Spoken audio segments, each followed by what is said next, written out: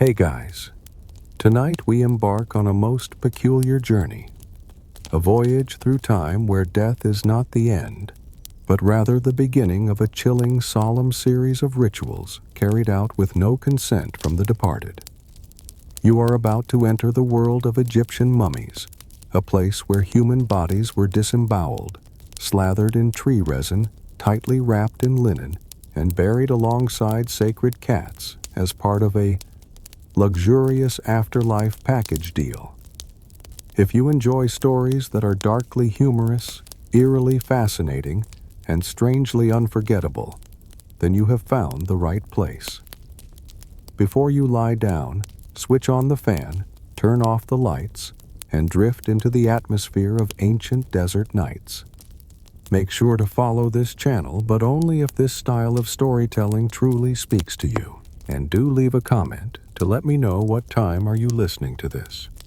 It is always intriguing to know that someone else somewhere out there is sharing this strange little moment, no matter where they are or what mood they are in. Now take a deep breath and prepare yourself, because tonight you are no longer yourself. You are a mummy in training, and the journey has just begun. Congratulations, you just woke up. Bad news, you are dead. Worse news, you are a freshly ripening corpse inside a small temple where people are getting ready to make you immortal. Not in any inspirational sense, but in a very physical one, preserved with salt. Your internal organs hooked out through your nose and wrapped like a holiday gift no one asked for. Welcome to ancient Egypt, where death is a 70-day logistical operation, and you are the main product. You do not get to choose your coffin. That depends on the funeral budget and the dignity of the living. In your case, it is a wooden box recycled from an old door, and it smells like a jail cell after beer festival weekend. Hovering above you is a priest mumbling incantations, not to save your soul, but to make sure you do not come back, because someone forgot a ritual step. In his hand is a curved knife, not for slicing cake, but for beginning your posthumous grand surgery. The light in the room does not come from electricity, but from torches spewing eye-stinging smoke and your body. The air is thick with the scent of tar, human fat, and perfume meant for people who can no longer complain. You once imagined the afterlife as paradise wrong. It starts with being dragged off the altar, stripped naked, and slathered in a kind of oil that would not even qualify for frying potatoes. And if you thought dying meant resting in peace, think again. Your body is now the main stage for 10 embalmers, 3 priests and 1 distant relative live streaming with their imagination. They are debating how to preserve your liver so it still looks fragrant after 3,000 years. Someone sighs. Someone else drops the bag holding your heart. No worries, they pick it up and wipe it with their shirt. You hear scratching, not from outside the coffin, but from inside your mind. The sensation of being disemboweled without anesthesia, having your brain yanked out through your nose with an iron hook and your chest cavity stuffed with herbs. That is not punishment in hell, it is just the standard entry fee to pass into the afterlife in Egyptian culture. They call it purification. You call it the second worst thing after sitting through your former boss's presentation again. Are you smiling? Hopefully not. Your facial muscles are frozen after being sun-dried in the desert. They will paint a smile on you not to cheer you up, but so the living will not feel guilty burying you like a defective shipment. Maybe you were once a builder, a priest, or a tax scribe. But now you are a mummy, a symbol, a finished product, a future museum relic waiting to be tagged with a QR code. You no longer have a say in the matter. They have started wrapping your legs. Each layer is a prayer, and a gentle squeeze on the loneliness of 1,000 years. You hear a cat meow, not a sacred animal. It is the cat being buried with you as a companion in the underworld. It is not happy, and neither are you. But at least you will both be professionally embalmed. Incense fills the air. People begin their chants.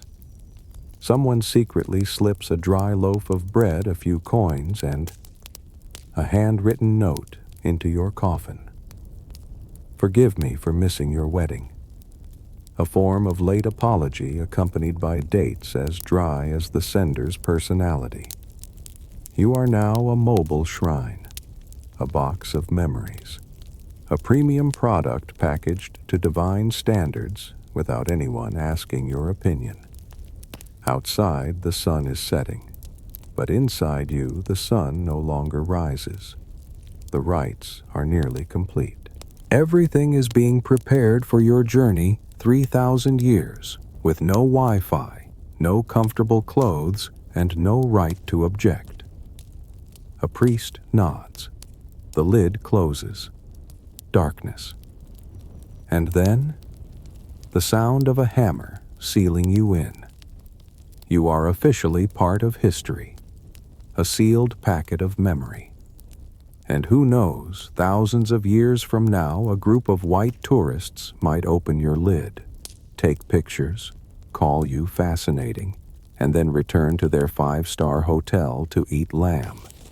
And you are still there, beautiful, smelling of tar, and completely powerless. Congratulations, you have completed the first phase of mummification, and that is just the beginning. Death in ancient Egypt was not the end.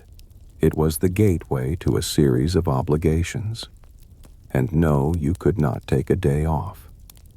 When your soul left your body, you thought you were free. You were wrong. You had just entered a post-mortem bureaucratic process as complex as filing taxes in the United States. Only here, the paperwork was written in black ink on papyrus in hieroglyphs that only 3% of the population could read. And you were just cargo in that process. A person-shaped package that had to be handled with strict ceremonial precision. Your family did not cry out of grief. They cried out of worry. If they missed a single ritual, you could get stuck between the world of the living and the dead, becoming an uninvited guest at the underworld's tea party. In Egypt, death was a spiritual beauty contest, and you had to win it to get into paradise. No standby tickets, no callbacks, no close, but try again. Die without proper rites. Sorry, no afterlife for you. You were kicked out at the gate and the fare was non-refundable. And like any bureaucratic mess, it began with a long string of ceremonies that cost time, money, and chickens. Lots of chickens. The priests needed offerings. The servants needed wages. Your corpse needed a cool place to rest free from rats with properly spoken prayers and grammatically correct chants. Each misstep was a demerit in your afterlife record. Forget to gift a cat to the goddess Bastet. You risked being reincarnated as a dung beetle. Failed to pay the toll for crossing the river of the underworld. Your soul would be bitten off by the crocodile god Sobek. But do not worry. Your family hired the best priest in town, a man who once helped a nobleman ascend to divine status in just 12 days. He stood beside your corpse, scroll in hand, chanting from the survival guide for the deceased, also known as the Book of the Dead. It was not available on Amazon. It had no summary version, and it definitely had no chapter on skipping the brain-hooking procedure. Your body now drier than a snake's skin in mid-July, about 104 degrees Fahrenheit, or 40 degrees Celsius, was laid out on the ceremonial table. They began reviewing your moral resume. Someone asked, "Did he ever steal grain from the poor?" Another voice, "Did he lie during a full moon?" The correct answer to every question, no, regardless of the truth. This was not justice. It was a drama of polite lies in the name of filial piety. Here comes the fun part. If you could not afford a full set of rituals, you could hire a fake dead person to stand in for you. They would pose as your soul recite memorized confessions and make sure you got on the boat to the afterlife, even if your real body was stuffed in a dusty jar because the funeral budget was too tight. Yes, ancient Egypt was the only place you could outsource death. And then came the most crucial step, the weighing of the heart. In mythology, it was not your soul, but your heart that held your moral weight. It was balanced against the feather of the goddess Mat. If your heart was heavier due to sin's lies, or sneaking extra black bean pudding on holy days, you were eaten alive by the monster Ammit. No appeals. Good luck if you ever kept the change after buying vegetables. But there was a shortcut. The wealthy bought a sin-canceling amulet, a small charm placed on your chest inscribed with a spell that made your heart stay silent. In short, a lying charm. It kept your heart quiet during interrogation like an ancient defense lawyer. The only difference, the amulet did not bill you by the hour. All these rituals were not meant to bring you back. No one in the temple expected you to sit up like in a Hollywood movie. The goal was to prepare your second self, the spiritual copy of you, to step through the divine gates. That self would live forever if and only if the living followed protocol. You depended on them. On the memory of the nephew who once stole your gold, on the skills of the embalmer who was slightly drunk, and on the mood of the priest who just argued with his wife. After 40 days of salt baths, 15 days of drying, and 3 days of wrapping, you were no longer you. You were a sacred product, a brittle human form decorated with a golden mask, divine illustrations, and incense layers strong enough to overpower any lingering stench. And then, everyone bowed. They prayed. They fell silent. And they wrapped you like a gift no one dared to unwrap. Outside, the drums began to thunder. The procession was on its way. You were about to be placed in a tomb or a grand mausoleum, depending on your financial success in life. Someone muttered, "May his soul rest in peace." Another whispered, "Hope they did not forget the anti-snake amulet." No one hoped for your peace. They just hoped you would not come back for revenge. The rituals continued, and you, the voiceless corpse, kept moving forward not to live again, but to become part of a machine powered by religion and fear. Your death was not an ending. It was a job, and you, heartless and breathless, still had work to do. You are dead, but you are not yet allowed to rest.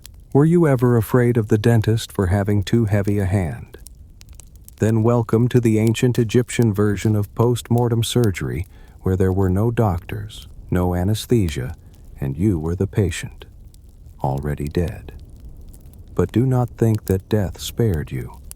On the contrary, your body was now the star of one of the most brutal backstage cleanups in the history of human flesh dissection, gut removal, and brain scraping, all without a single apology.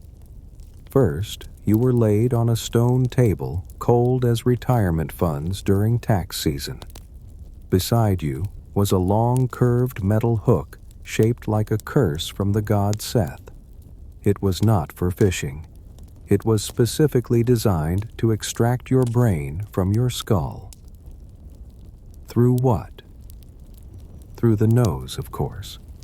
Not because the nose was easy to access, but because it was the only way to avoid splitting your head open like a watermelon on a reality show. The embalmer inserted the hook with a kind of expertise, not because they had a medical degree, but because they had done it hundreds of times and occasionally got sued by other mummies. The hook twisted through the nasal bone, reached the brain, and began stirring much like someone mixing porridge. You felt nothing because you were already dead. But the audience us could feel every gruesome detail as if it were happening inside our own sinuses. The gray, gooey mass, once the place where you stored memories, heartbreaks, and the pain of being ignored by your crush, was now being yanked out in lumps and tossed into a clay bowl like a failed soup recipe. No one bothered saving the brain. According to the Egyptians, it was useless. The heart was what truly mattered. The brain was just a hollow object with a nice shape like a political speech. Next came the organs.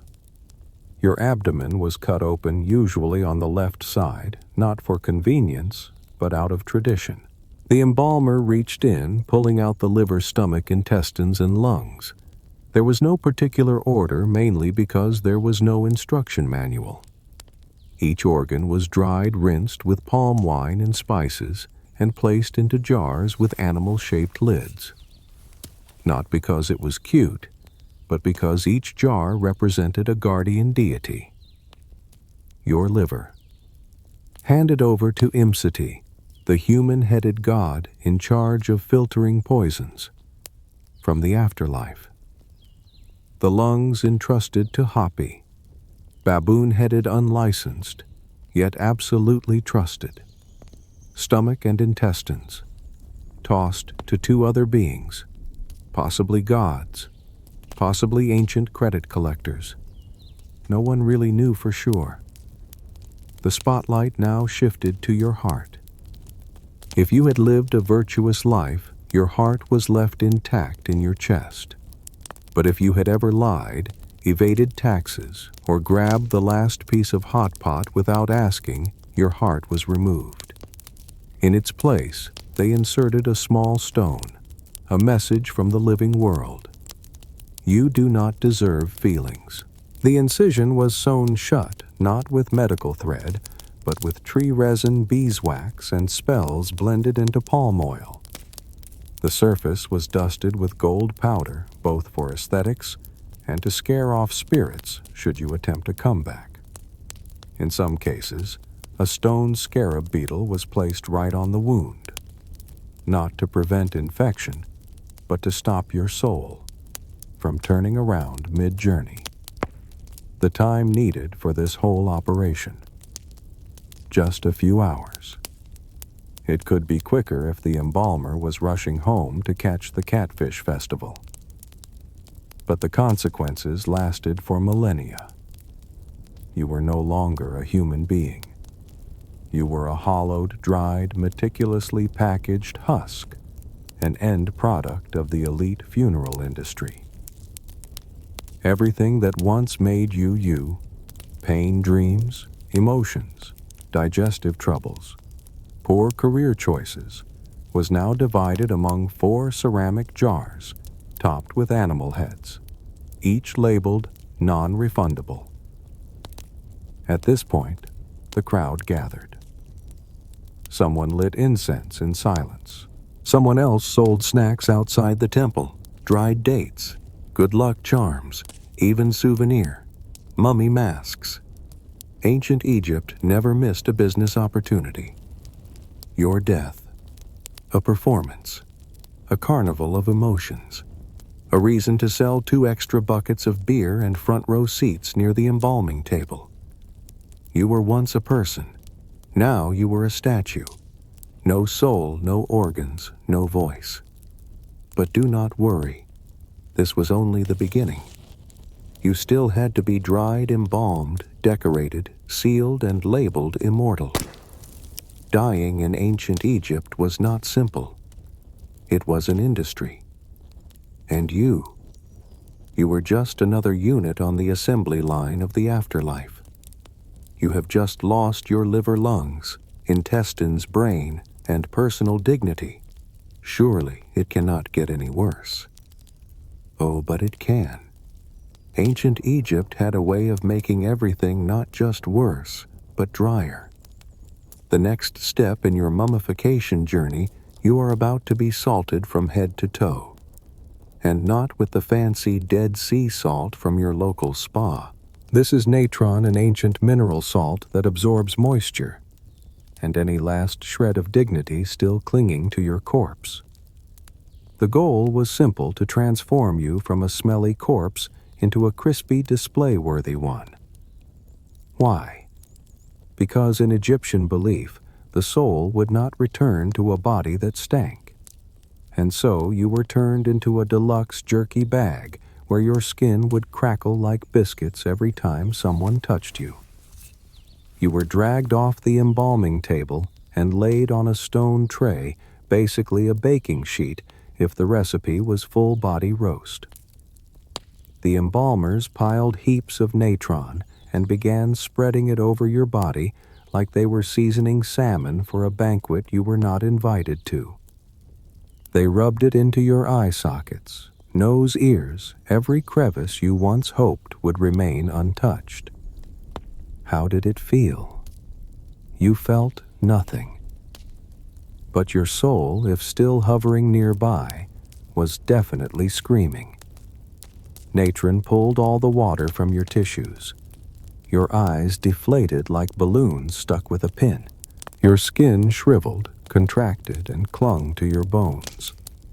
Over the next few weeks, your whole body turned into a leather sculpture, dry, stiff, and very much not alive. If you ever hoped to be remembered as a kind soul, sorry, people would remember you as a forgotten sausage left in the fridge since the last dynasty. The drying period lasted 40 days. Not a random number. Egyptians believed the soul needed 40 days to analyze the resume of your life and decide if you deserved a seat on the boat to the afterlife. While waiting, your body lay motionless in kiln-like heat, buried under a layer of salt so thick that anyone stumbling in might think they had fallen into a salt mine. No visitors, no background music, just rats, and flies, the ever-punctual uninvited guests. Each day, the embalmer would poke at your flesh to check if you were crispy enough. If your skin was still soft, more salt. If a part dried too stiff, they cut it off. No one mentioned this before you died. But now you knew dying in Egypt was a crash course in body revision. After 20 days, the stench of rot began to vanish, replaced by the sharp tang of preservatives, the scent of an old chemistry classroom where dreams had long expired. Your skin changed color, not to a radiant white, but to a scorched grayish-brown, like overcooked barbecue. That was a good sign. You were now transforming into a sacred object resistant to decay. A kind of spiritual jerky sealed by dehydration. Family members might visit to check on the progress. They would sigh, whisper prayers, and ask the embalmer, "Does he look peaceful?" The response, "He looks very dry." No one really knew how to console each other back then. They just stared at you wrapped in salt, their eyes vacant as if trying to remember how you used to live, or just calculating whether the inheritance covered funeral costs. On the 40th day, the salt was swept away. Embalmers carefully lifted handfuls of natron from your body, like archaeologists excavating an artifact. Every crease, every wrinkle was cleaned in preparation for the final stage of beautification. At this point, you were no longer you. You were the gold standard of controlled death, dry clean, and completely expressionless. Afterward, the embalmer anointed your body with a sacred oil, not to make you smell better, but to keep your skin from cracking like the desert floor under harsh sunlight. In some places they used tree resin mixed with tar and a touch of incense. The result: you gleamed like a roast glazed with sauce just before sacrifice. Now you were placed back on the table. People looked at you like a completed masterpiece. No one cried. No one smiled. Because this was not grief. This was success.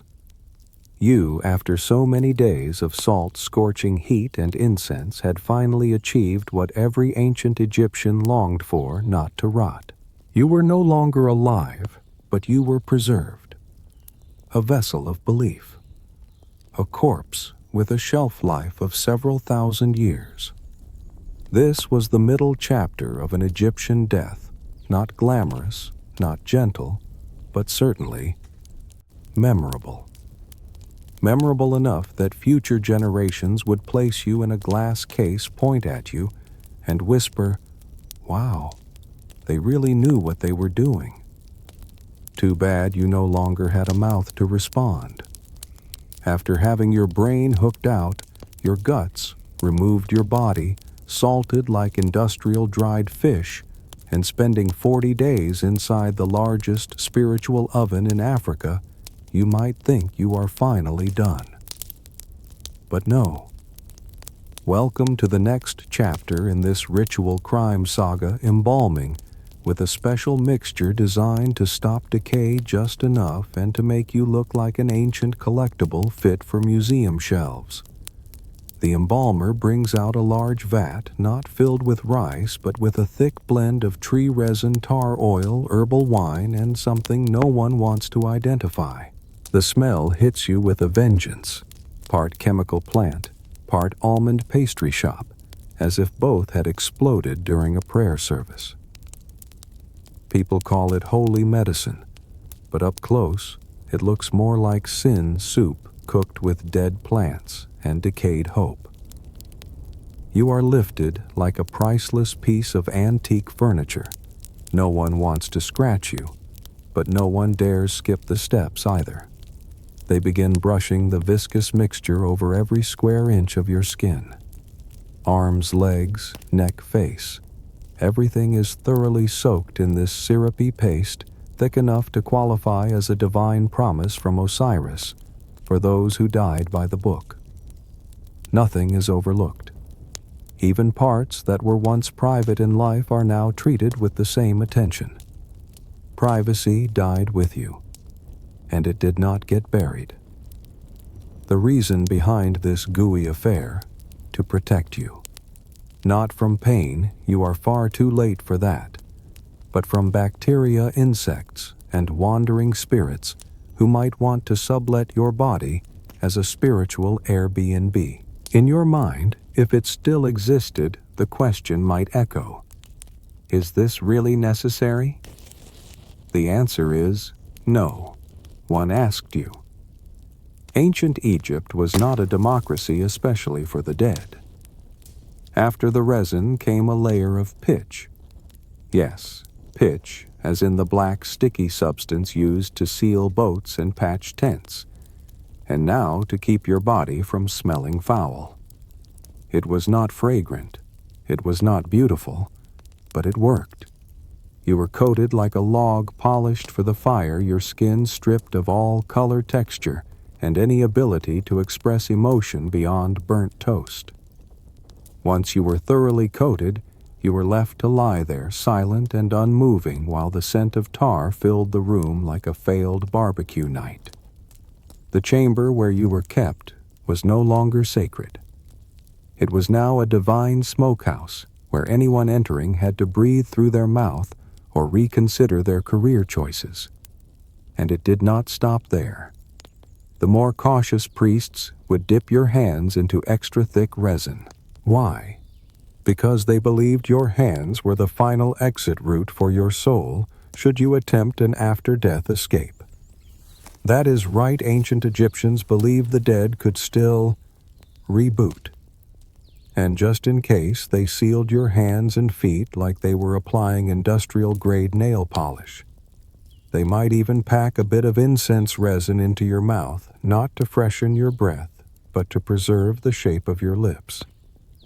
Though in truth, the real reason was to prevent you from screaming from the other side. Who could say myths were full of stories about the dead rising because someone botched the embalming job? No one wanted you to be the sequel. Each layer of resin was a prayer, a spell, and a moral fable soaked in glue. The embalmer murmured, "May he pass through the reed fields of Osiris," while secretly thinking, "Please do not get this stuff on my robe, it never washes out." After a few days, you were resin dry, a completed prototype of industrialized death. From afar, you no longer looked human. You looked like abstract sculpture crafted from flesh and fear. And that was the point. Egypt did not want you to look like yourself. They wanted you to resemble a god on leave. Your family visited, staring through the veil of smoky resin. A great-grandchild whispered, "Grandfather looks just like a statue." No one mentioned you were once alive. They saw only a mummy, a milestone, a final product sealed by both spiritual engineering and prehistoric chemistry. As night fell, the embalmer locked the door.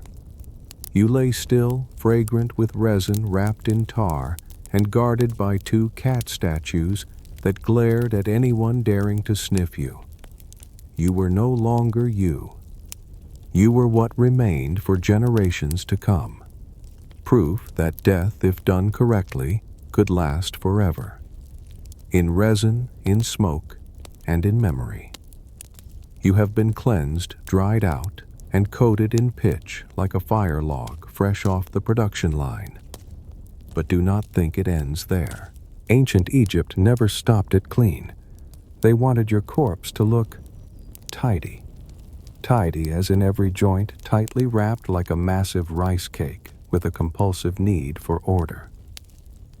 And so begins your next ceremonial step, the linen wrapping turning your dead body into an art piece no one dares to hang on their wall. It all starts at the toes. Not because your feet were special, but because mummification procedures always began with the least admired parts. A fine linen strip is wrapped around each toe as if your skeletal feet had caught a chill. This was no ordinary cloth. It was high-quality, pure linen, once reserved for noble garments, now shredded into strips to dress someone with zero fashion concerns left. But do not think this was random wrapping. No. This was an art, a ritual full of precision, where each layer of fabric was infused with fragrant resin herbs, and occasionally, the sweat of the embalmer, a bodily essence nobody asked for. With every wrap, a spell was recited, sometimes to protect your soul from underworld demons, sometimes just to keep the linen from unraveling during a spiritual monsoon. Once they reached the ankles, they switched to larger rolls. From that point on, you slowly vanished beneath 1,000 feet of linen, about 300 meters applied in what could only be described as high-security layering. Each layer served as a lock, preventing decay intruders, or worse, being mistaken for someone else in the increasingly crowded mummy storage warehouse, which was beginning to look like Monday morning at a parking lot. At the arms, the embalmer paused. Not out of sentiment, but to check had you been stuffed with enough protective amulets.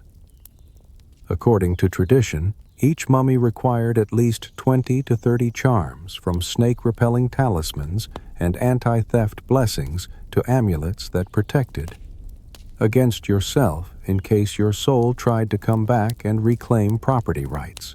These were tucked under the arms around the neck near the groin between the fingers, as if your corpse were a spiritual safe guarded at all costs. Once your charm quota was satisfied, the wrapping continued. The linen passed around your neck, the first layer to ensure your head stayed attached when future generations moved you with a museum cart. Your eyes, which once saw the sun, the Nile River, and a summer festival lover, were now sealed with small fabric squares, like little out-of-service stickers. Your mouth was tightly bound. Not to keep you quiet, you had been silent for a while, but to prevent your soul from blurting out the wrong thing during your interview at the gates of the afterlife. One misplaced word, and your heart might be weighed again, and if it turned out heavier than the ostrich feather of the goddess Maat, your eternal visa would be revoked on the spot. Next came the head. This part took time. It was where decoration happened. Sometimes they painted a false face, added eyes glued on gold leaf, or placed accessories to make you appear important, even if in life you were merely a grain inventory clerk. A mask solemn and unfamiliar was placed over you. Not your actual face. A prettier version, straighter nose, larger eyes, and no dark circles from your past life insomnia. Finally, you were wrapped from head to toe like a fragile package on ancient Amazon. The embalmer brushed one more layer of tree resin over the linen, forming a hardened shell. You were no longer soft. You were a waterproof, time-proof, spiritually sealed mannequin with zero chance of a comeback tour. Everyone stepped back and stared. You were complete. A tightly wrapped bundle of memory soaked in myth and incense. You were the final product of the post-mortem industry, where art superstition and hundreds of meters of linen collided to create what modernity calls a priceless artifact. But you knew better. You were once a person. Now you were just a parcel. No one asked if you were cold. No one said goodbye. Because in the Egyptian mindset, this was not the end. It was merely preparation for a journey longer than your karmic debt list from your previous life. And you, beneath those layers, could only wait, locked in, silenced, while the world kept turning and you kept lying still. You have been wrapped like an outdated snack, lacquered in resin, like termite-proof wood, and packed with charms, as if the gods themselves ran a strict customs checkpoint. But your journey to becoming an immortal masterpiece is not over. Ancient Egypt did not allow a plain corpse to stroll into the afterlife. You had to be beautiful. Not just charming, divinely approved at first glance beautiful. And so you were made up. Not for an ID photo, but to craft your posthumous brand. A polished, radiant image worthy of any god's approving nod. Ah, this one has a strong profile, let them through. The embalmer opened a sacred toolkit. Inside were no MAC brushes, no Korean BB cushions, only crushed charcoal, ochre clay, gold powder, and something called spiritual pigment, number 3, which looked like roadside dust mixed with dried lizard blood. They began with your eyes. A black coal line was drawn around the sockets, long, sharp, and more dramatic than a freshly graduated monk's ego. You could not close your eyes in death. You had to look ahead alert, as if waiting to summon a soul Uber. Next came the eyebrows. They were darkened as though you were headed to a cosplay festival for the god Horus. No one cared what your brows looked like in life. In death, they had to convey status. Egyptians believed a strong brow helped your soul negotiate better in the afterlife. Because yes, even beyond the grave appearance still influenced career outcomes. Your cheeks were brushed with red ochre, not to look healthy, but to trick the eye into thinking you had not quite died. This artificial vitality was the only way to make you look less like a corpse and more like a symbol. Sometimes a sacred symbol was drawn on your forehead, an eye, an ankh, or a glyph like a tattoo you never approved. Your lips, dusted with a pigment made from wild berries, rabbit blood, and unshakable belief.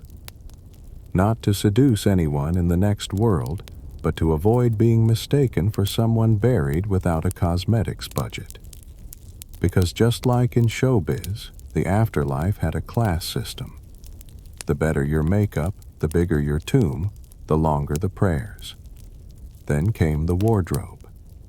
Yes, you had already been wrapped from head to toe like a postmodern burrito, but that was just the underlayer. On top, they placed a funerary mask made of gold silver, or if the budget was tight, painted wood with a prayer it would not peel. The mask portrayed the best version of you, which meant it did not look like you at all.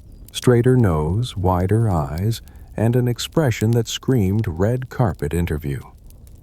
Beyond the mask, they adorned you with jewelry, necklaces, bracelets, amulets, not for your use, but for display. Because if you were buried without bling, future generations might assume a peasant had snuck into the pyramid. A single necklace might save your soul, or at the very least give tomb robbers a good reason to dig with enthusiasm.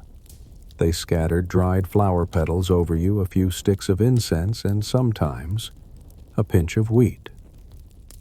Why? So you would smell nice and have snacks for the long underworld journey in case the afterlife buffet was delayed. No one wanted to face Anubis on an empty stomach or battle 42 ethical questions in 3 minutes while hangry. Finally, they wrote your name on the coffin. Not so you would remember who you were, but so others would not get confused. Your coffin was painted in vivid tones: lapis blue, crimson, red gold, shimmer, retelling your life story in bold exaggeration. For example, if you were once a grain counter, you were now guardian of the pharaoh's treasures, knower of the cosmic order. Nobody wanted to die in mediocrity. At last, everything was sealed. Your face was hidden. Your name displayed your glory, reconstructed through art and imagination. You, a heavily processed corpse, now appeared to be peacefully asleep in a dream personally styled by the gods. And the strange thing, it worked. When tourists 3,000 years later saw you, they did not see someone who had died.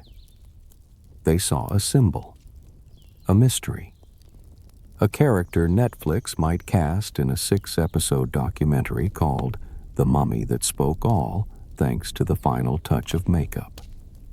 A disguise not meant to fool people, but to fool death itself. You were no longer alive, but you were remembered. And in a world where everyone wants to be remembered, that is a form of immortality that is not so bad. You have been gutted, salted, lacquered in resin, wrapped in linen, lined in eyeliner, painted with lipstick, dressed in jewelry, and sealed beneath a sparkling mask. A post-mortem makeover longer than a noble's honeymoon. But even now, you have not left. Dying in ancient Egypt was not simply about ceasing to breathe. It was an elaborate logistical operation, one that ended with the final act burial. And you, like any high-end shipment, were about to be dispatched with accessories included sacred cats, magic figurines, and enough protective amulets to tile a temple floor. A funeral was not just the burying of a mummy. It was a social event, a mobile religious exhibition, A desert parade where everyone dressed well wept on cue and prayed they would not get lost along the way. Your family, who had quietly fought over your estate, now wailed like seasoned actors. Every tear was a spiritual upvote for your soul and a cue for the neighbors to nod. He must have lived a good life. You were not going alone. Being buried alone in Egypt marked you as a nobody. No one wanted to be the solitary corpse. So you had company, specifically cats. Cats were not pets. They were spiritual companions. They were mummified, placed beside you near your head or at your feet, like four-legged underworld bodyguards. Some were buried with entire clouders, not from affection, but to ward off underworld serpents. That was the only acceptable excuse for sacrificing a dozen cats in the name of devotion. Beyond cats, you were gifted a full collection of small figurines called ushabti. Each figure was a workforce delegate for the afterlife. Ancient Egyptians did not believe in retirement.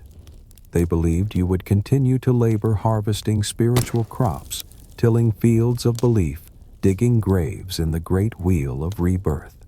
But do not worry, the figurines would do it for you. You did not die to rest. You died to manage. The figures were made of clay limestone or faience, a glazed ceramic that resembled gemstones if you squinted. Each one bore your name, your title, or the title you wished you had, and a sacred oath. I will serve my master in all burdensome duties of the afterlife, meaning you died with a tax-free staff. Then came the essential supplies, jars of water, loaves of dry bread, stone knives, clean clothes, no laundry needed, and a basic hunting kit. No one dared assume the afterlife would be peaceful. You might have to battle crocodiles, snakes, or hangry souls. Better to bring a blade. And then, amulets. Oh, the amulets. Egyptians believed amulets were the only things standing between you and supernatural disaster. You were covered in charms to ward off hungry ghosts getting lost. False heart measurements, memory loss, or loose lips during judgment. Some were so powerful they had to be burned after use.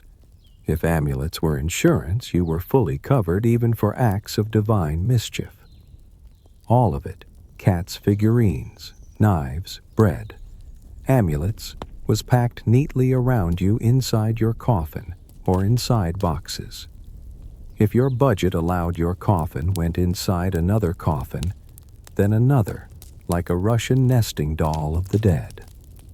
The final layer was sealed with wax and painted with gods staring like ancient tax auditors. The funeral procession moved forward.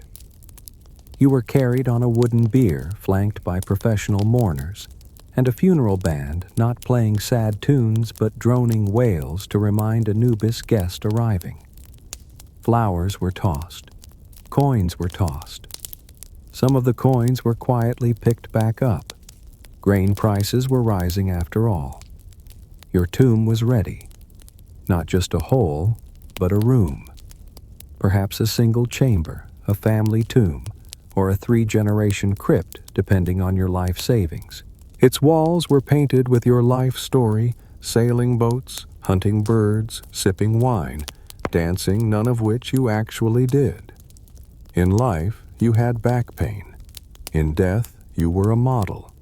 You were lowered in. No one pushed.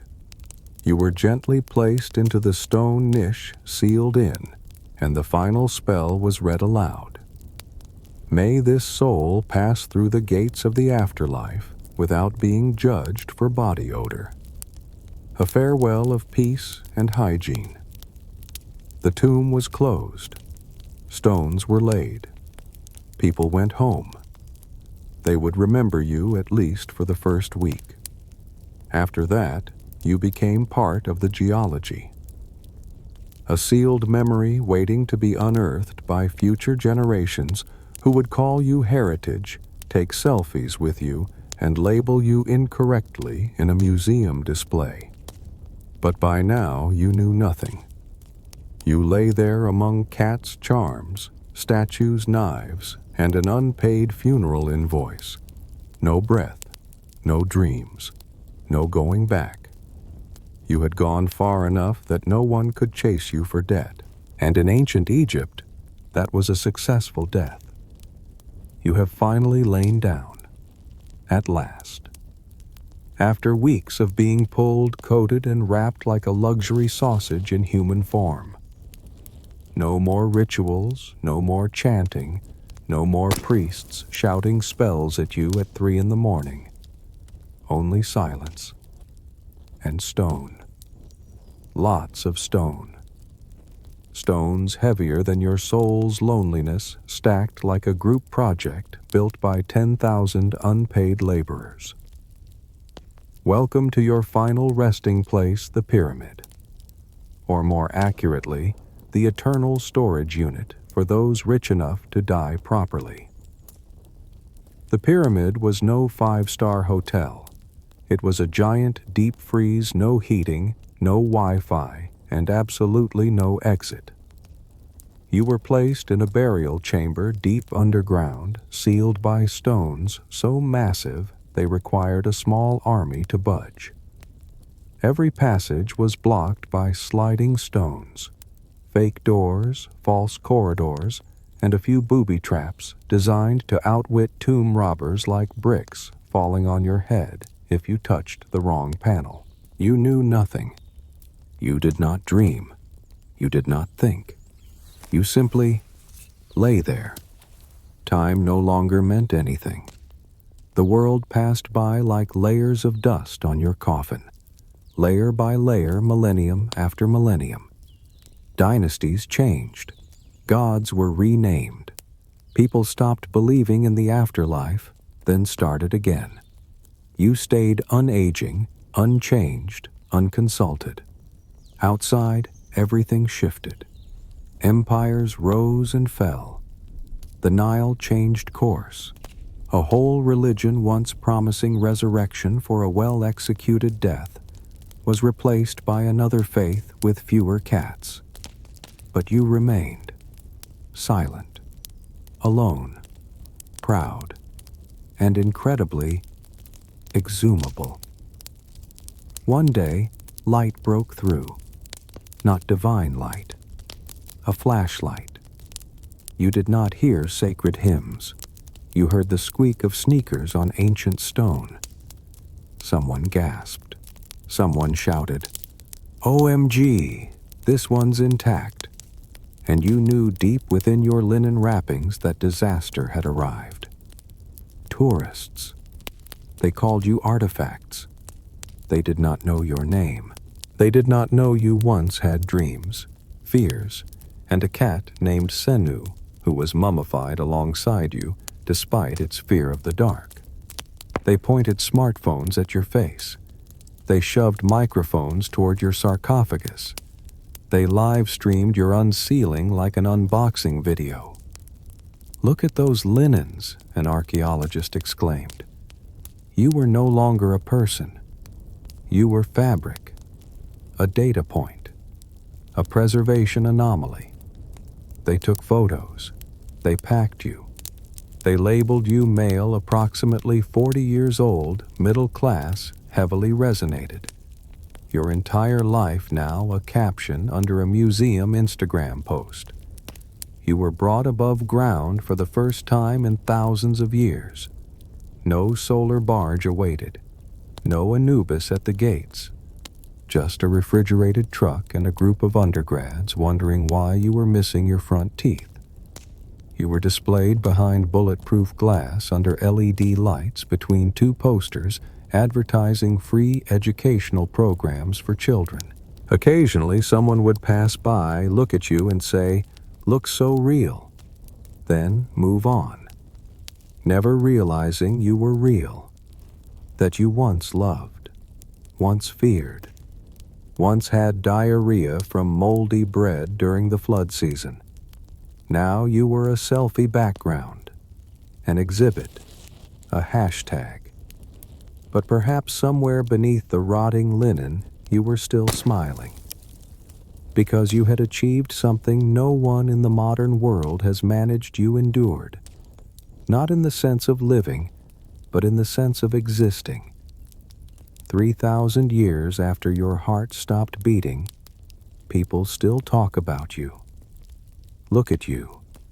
Say your name even if they say it wrong. You did not reincarnate. You did not vanish. You were seen, remembered. And in a world terrified of being forgotten, that is the greatest victory. A victory measured in dust resin and long-lasting makeup. No followers needed, no updates required. You just had to lie there and let history keep whispering. There is a silent legend buried in the sands. It does not sing like the Iliad, nor is it carved into marble like the Greek epics. It was written in stone, and no one remembers the name of the one who wrote it except the sky.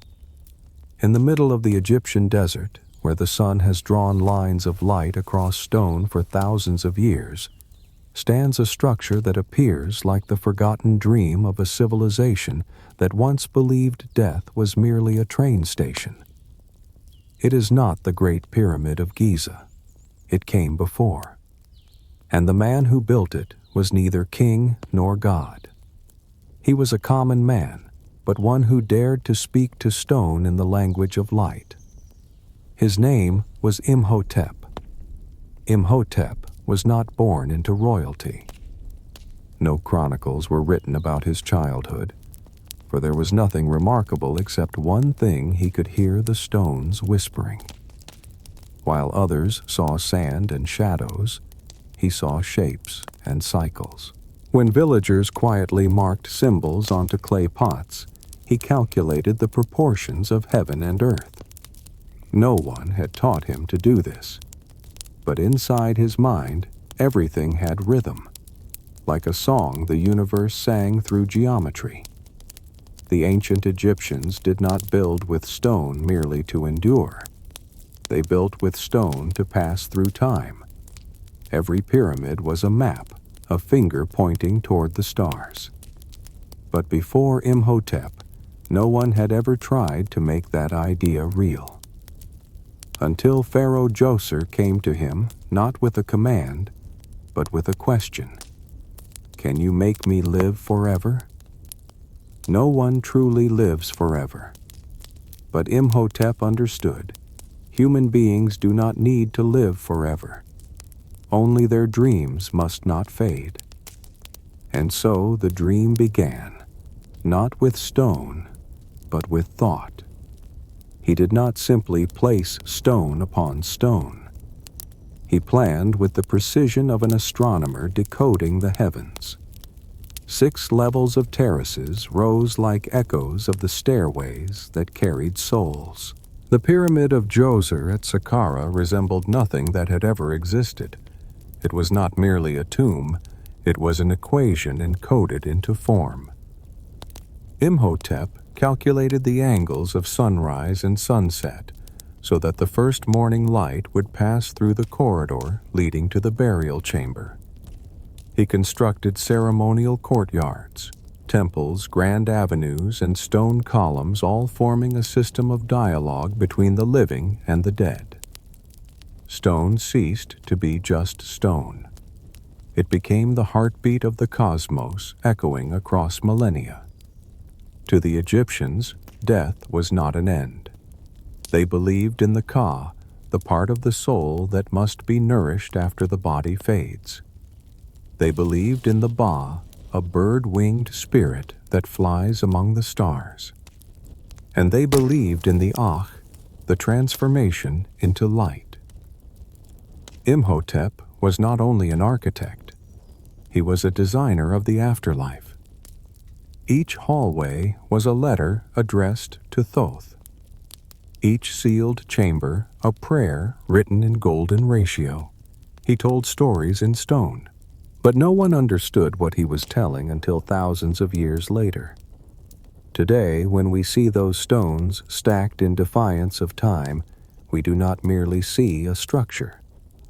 We see a mind, an ancient intellect that dared to see the world as a blueprint, that dared to believe architecture was not just to shield from rain and sun, but to guide the human soul toward the constellations.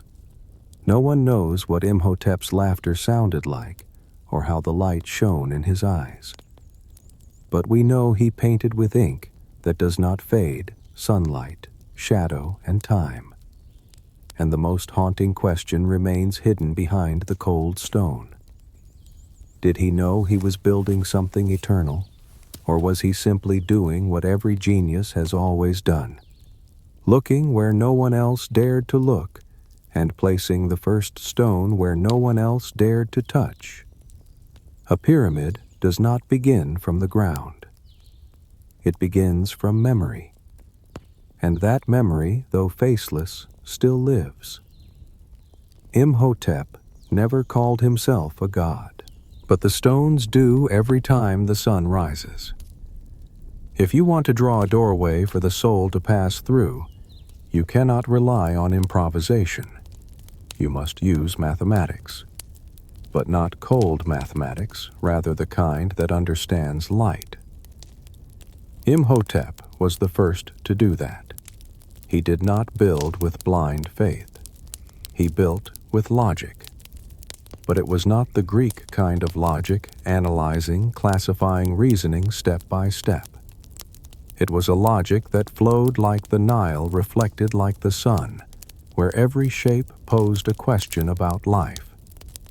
He observed the heavens, measured the stars, calculated the changing of seasons through the river's rise and fall. And then he used all of it to design the layout of Saqqara, not just a pyramid, but an entire city for the dead, a metropolis dedicated to the afterlife. The step pyramid of Djoser did not appear by chance. Each level was a musical note echoing in a stone symphony. 6 tiers stacked atop one another, like 6 stages of awakening. From a distance, it did not resemble a tomb. It looked like something ascending, breaking free from the earth's gravity, a launch pad for the soul. What is astonishing is this: the structure had no precedent, no prototype. No one had ever attempted such a thing. It all began from a blueprint history never found, because it existed only in Imhotep's mind. He did not stop at what could be seen. The internal corridors were arranged like a labyrinth, but it was not a maze meant to confuse.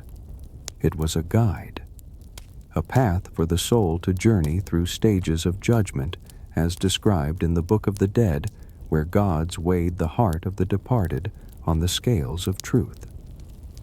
Beneath the stone floor lay a system of shafts reaching down to 92 feet, or about 28 meters, connecting burial chambers, storerooms, and treasure vaults. No one is certain how he dug them, only that he carved into the bedrock deeper than any pyramid that came after. Each sealed chamber was an organ in the immortal body of the pharaoh, a body made of sandstone yet somehow alive. Imhotep's mathematics were not for proving. They were for guiding. The proportions he used, 3 to 4 to 5, were not merely tools of measurement. They were symbols of cosmic order. He treated geometry like scripture, still yet resonant, silent yet radiant. In ancient writings, the Egyptians believed the world was created through words, through Heka, a divine magic passed down from the gods. But Imhotep had a different hypothesis, though he never wrote it down. Perhaps the first spell was not a word. It was a number. He inscribed eternal laws into stone, not with letters, but with structure. The fake columns in the ceremonial courtyard supported nothing. They simply stood there as a reminder that ritual is part of architecture. Space evokes emotion, and emotion is part of metaphysics. He choreographed the light. On a specific day, the sun would shine directly through a corridor, striking the center point of the altar. No written record explains this calculation. But when we measure it, it aligns, as though an invisible clock beats within those stones. What we call the first building of ancient Egyptian architecture was in truth an ecosystem of ideas. Space-time, divinity, matter, light, dreams, death, life all interwoven by a single principle, logic seen through the lens of the spirit. Today we call Imhotep an architect, but that word is far too poor. He did not just build houses. He rewrote the language humans use to think about life after death. The modern world separates architecture from philosophy, religion from science, art from engineering. But Imhotep did not divide them. He connected. He saw lines as the nerves of the cosmos, and his hand trembled each time he drew, because he knew one wrong line and a soul could lose its way. The Egyptians believed that a name is what allows the soul to endure. The name of the pharaoh was written, sung, carved, but the name of Imhotep, no one sang it, no one carved it. It lingers somewhere beyond the light in the shadows of the pyramid, where he left behind the strangest thing of all, a design not meant for the living, but for the immortal. Something strange happens inside the step pyramid at Saqqara. It is not in the height, nor in the techniques of stone masonry, nor even in the chambers deep beneath the ground. It lies in the feeling. The sense that you are entering a machine programmed to keep the soul awake after the body has gone to sleep. The ancient Egyptians did not see death as an ending. To them, death was a process, the beginning of a journey longer, more complex, and requiring even more preparation than life itself. Imhotep understood that.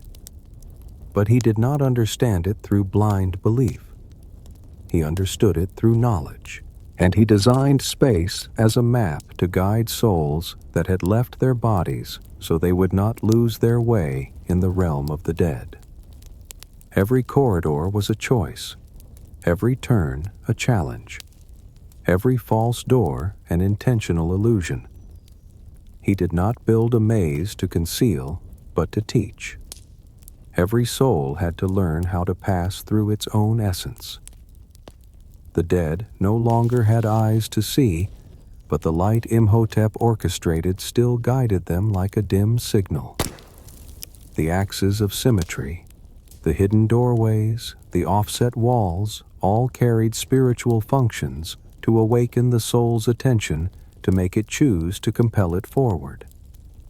Deep within the pyramid lies the central chamber where the pharaoh's body was placed. But the body did not lie alone. It was surrounded by images of gods, by symbols, by sacred inscriptions carved into stone, not for decoration, but for conversation with the soul. For in Egyptian belief, the soul needed to be reminded of itself to remember who it once was, how it once lived, what beliefs it once held in its heart. Imhotep built false doors openings carved to resemble doorways but leading nowhere. These were made for the Ka, the aspect of the soul that needed to return and pass through. He created spaces where the soul could eat, drink, breathe, and feel even without a physical body. And somehow he turned space into a ritual that stretched toward infinity. When the dead passed through the final threshold, they did not step into nothingness. They stepped into an open stone courtyard, surrounded by stone pillars, each like a memory. A sacred ground where the soul would be weighed by the heart. The Egyptians believed the heart was the place that recorded every deed, thought, and word of a person's life. And on the day of judgment, it would be placed on a scale opposite the feather of the goddess Mot, the symbol of truth. If the heart was as light as the feather, the soul would be set free. If not, it would be devoured by a beast that was part crocodile, part leopard, part hippopotamus, named Ammit, and be erased forever. Imhotep could not interfere in the judgment, but he could prepare the soul. And so he designed the pyramid as a final school, a school made of stone. There lessons came without blackboards, but with light, without books, but with walls, without lectures, but with silence that echoed like the voice of the cosmos.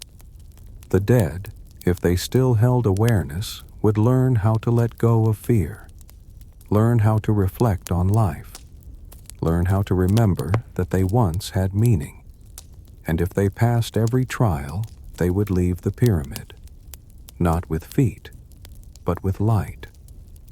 One of the most subtle things Imhotep left behind was a sensation of the depth of time. When you stand within the pyramid, you do not know what year you are in. Everything seems to lie outside the current of history. There are no days, no months, only presence and waiting. That is why in Imhotep's design, the dead do not sleep. They are awakened slowly, gently, and with ritual, not to live again, but to understand that death is only the first skin to shed on the journey toward becoming light. We often think of ancient tombs as resting places, but Imhotep did not believe in rest. He believed in transformation, and he did it not through religion, but through architecture. An architecture not meant for the living, but built for the dead to help them begin to open their eyes. Imhotep never wished to become a symbol. He did not seek the light of temples. He did not carve his name into stone tablets. He left no signature on bricks. He simply drew. He simply built. He simply stepped straight into his dream and made it real. But in an age where power was measured by bloodline and divinity determined by lineage, intellect was a dangerous thing. Because intellect does not kneel. When the step pyramid at Saqqara was completed, the people were astonished. The court buzzed with whispers. The ancient priests looked at one another, sensing that something had slipped out of the orbit of the familiar world. Overnight, the name of Imhotep echoed. No one could deny any more that a common man with no title, no royal blood, had created a monument for eternity. And that alone made him a threat. In the chambers of power, those of royal blood began to whisper. How could a commoner be honored like a divine figure? How could a man without noble descent be sculpted, worshipped, and granted the title closest to the pharaoh? They did not envy the pyramid. They envied the light reflected from the stone, the light that bore the image of Imhotep. The royal council sought to control him. They offered him a position with power, but without freedom. They proposed that he teach, but not create. They wanted him to serve the structure, not redraw it. And Imhotep refused not with words, but with action. He kept writing. He kept drawing. He kept thinking about irrigation systems, medical records, and philosophical texts. He did not retreat, nor did he confront. He simply moved forward in the direction where intellect led.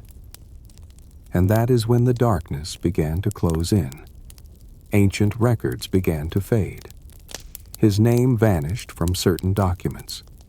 People began to refer to him in evasive nicknames. the one who made stone breathe, the one who draws wind with numbers. He was not put on trial. He was not condemned. But he was quietly pushed to the margins of history where prophets are often exiled.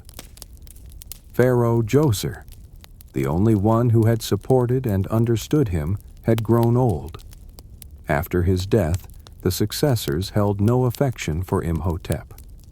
They feared what he represented, because he was not just intellect. He was a reminder that divinity does not come from blood, that anyone with vision could reshape how humanity thinks about life and death. Imhotep understood that, and he accepted his disappearance as the natural fate of those who live ahead of their time. He kept working, quietly, without bitterness, without needing to be remembered. But what his adversaries failed to understand was this: his creations did not need fame to endure. The pyramid still stands tall, cold, silent, like a declaration in stone. And each block is a signature, a line of poetry, a part of the immortal epic Imhotep wrote with thought. And those very stones over centuries began to speak his story. Ancient Greek scholars mentioned him. Healers of the late Egyptian period invoked his name as a god.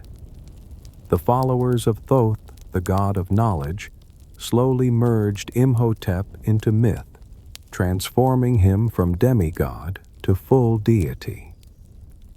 A man once erased from history returned as the center of mythology. This resurrection was not a miracle. It was logic, because what Imhotep created could not be erased, not by politics, not by time, not by forgetfulness.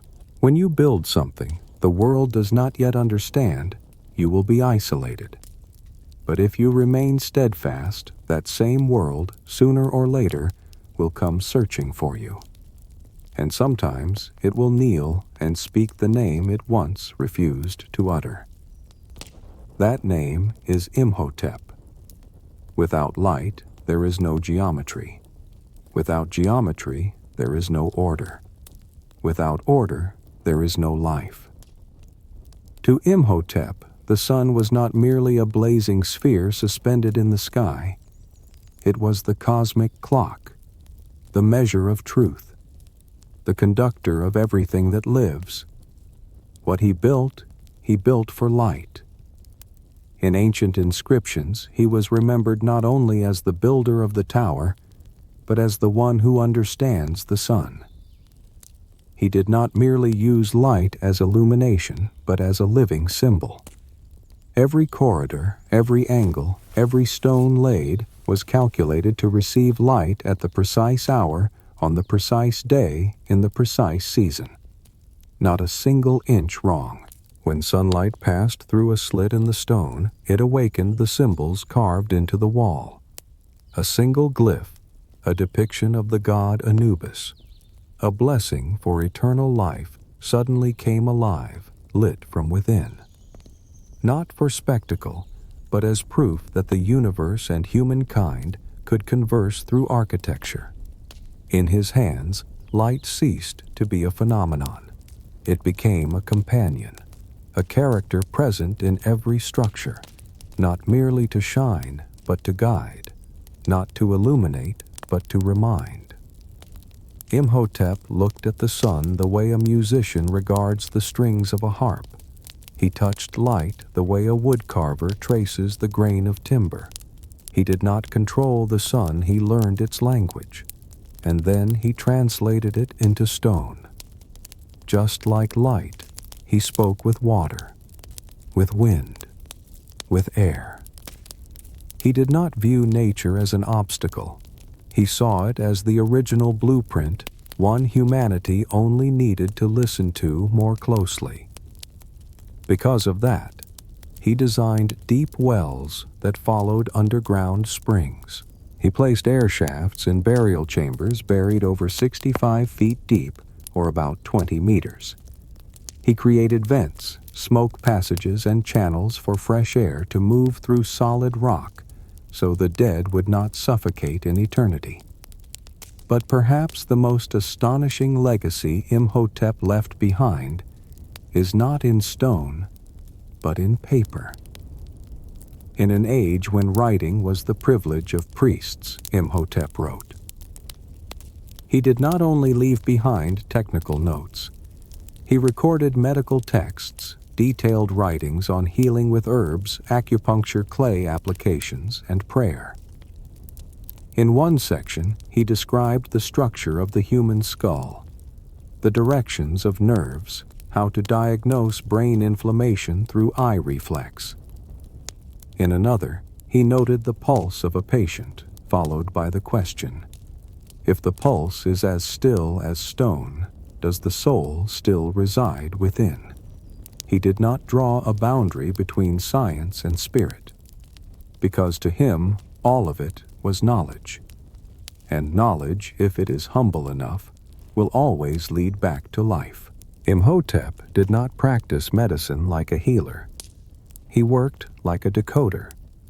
Each symptom was a message. Each pain a metaphor.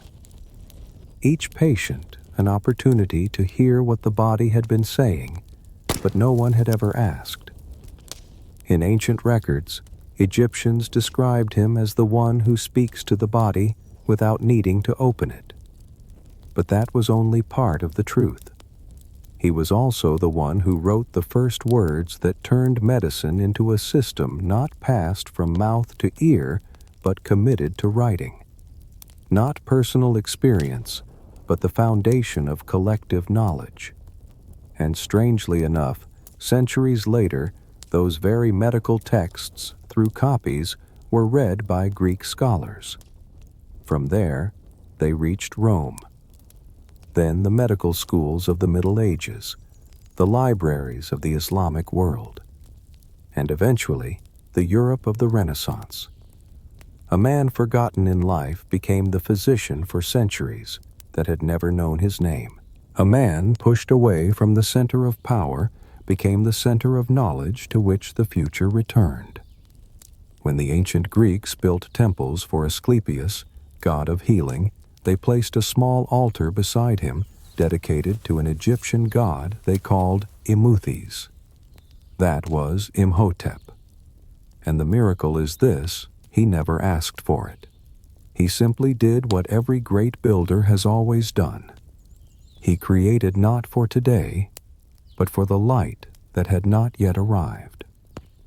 There is a story that was never written down, only whispered through the stone corridors. It tells of a man not born to be worshipped, yet placed inside temples. Not for his bloodline, not for his military glory, but because he did what few in history have ever done, he created a form of immortality so profound, even the gods paused to watch. His name was Imhotep. After his death, the ruling dynasties tried to forget him, because he belonged to no royal blood. He was an exception, and history has always feared exceptions. But some things once carved into stone never vanish, like the shape of a pyramid when sunlight crowns its peak, like the outline of a soul not yet dissolved. Generation after generation, the people continued to speak his name. Healers still studied the ancient texts he once wrote. Builders still passed down the organizational layouts of Saqqara. And priests who once saw him as a heretic began including him in their rituals, not officially, not declared, but present everywhere. Over time, his image shifted from man to myth. They drew him holding a papyrus scroll, a symbol of knowledge. They carved him seated beside Thoth, the god of wisdom and language, as though the two were colleagues. In Memphis, his temple was not built by the state, but by ordinary people. The sick came to pray to him. The lost came to ask him. The learned came to thank him, even though none had ever seen his face. This was no longer reverence. This was love. In all of ancient Egyptian history, only two humans were deified after death. One was a pharaoh for political power. The other was Imhotep for the power of knowledge. His canonization did not take place in a palace. There was no king presiding over a ceremony, no council declaring his divinity, no official rites. It happened like a wave, silent, steady, spreading across the land and beyond its borders. When the Egyptian empire declined and the Greeks arrived on the banks of the Nile, they did not destroy Imhotep's temples. On the contrary, they called him the first physician. They connected him to Asclepius, their own god of healing. They invited him to sit at the mythical banquet among the legendary figures of humankind, and from that moment he was no longer just Egyptian. He became part of global memory. During the Hellenistic period, as Alexandria became the intellectual center of the world, the greatest library in history was built, housing hundreds of thousands of manuscripts from every known civilization. Among those scrolls were texts written in ancient scripts filled with indecipherable symbols from a time long gone. And within them was the name Imhotep. The scribes of the time did not know who he was, but they copied his words, because his words needed no identity. They were strong enough to live on their own like light that does not need to be explained to be known as the sun. In ancient medical literature, Imhotep's name appeared beside Hippocrates, not as a successor, but as a predecessor, a trace partially buried yet never erased, an echo drifting across centuries, reminding us that someone once saw deeper into the body and into the soul of mankind. Even in the Roman era, his temples were still active. Physicians made pilgrimages. Scholars came to learn. The sick came to pray. The Romans called him Imhotep, but they kept his image the same, a man holding a scroll, his eyes gazing far ahead as if still writing a story the world had never finished reading. Millennia passed. Languages changed. Religions changed. Empires rose and fell. But his name did not fade, not because he was a god, but because he was the only man ever studied by gods. And if the soul truly has weight, then perhaps his heart even now is still flying, not because of prayer, but because of what he etched upon this world, not with magic, but with wisdom. Among lands that have forgotten, they were once empires. Among cracked stones beneath the African sun, the pyramid of Saqqara still stands, not as a relic, but as a declaration, not as the past, but as proof that some ideas, when placed in the right form, never die. Imhotep left no heirs. No bloodline bears his name. No cathedral in the modern world bears his mark. But he left behind something more enduring than blood meaning, and that meaning was carved in stone. When modern archaeologists arrived at Saqqara, they did not simply excavate a structure. They unearthed a mind. Layer upon layer of stone sealed chambers, corridors, traces, each one a thought made visible. Every discovery felt like an answer already written, waiting only for someone patient enough to ask the right question. Engineers measured proportions, modeled airflow, simulated sunlight traveling through ancient shafts. All led to an inescapable conclusion. Imhotep did not follow instinct. He knew. He calculated. He constructed. And he was right. No one taught him. No civilization before him lit the path. He stood at the beginning, a strange beginning where knowledge was not separate from spirit, where geometry was sacred language, and where a man without power left a legacy that outlived kings. Today, historians call him the first architect, the first physician, the first philosopher of Africa. But all these titles feel small next to what he truly did. He turned thought into structure and made it live longer than flesh. Not everyone who builds understands what they are building. But Imhotep did. He did not build for the present. He built for eternity, not for the living, but for the seekers. Americans today may not know his name, but they live in tall buildings in cities where light is planned by season. They are healed by systems he once outlined. They study in libraries, live through data, and seek truth through science, and all of it unknowingly rests on a question Imhotep once asked himself in the shadow of a stone column: how do you make life endure when the body is gone?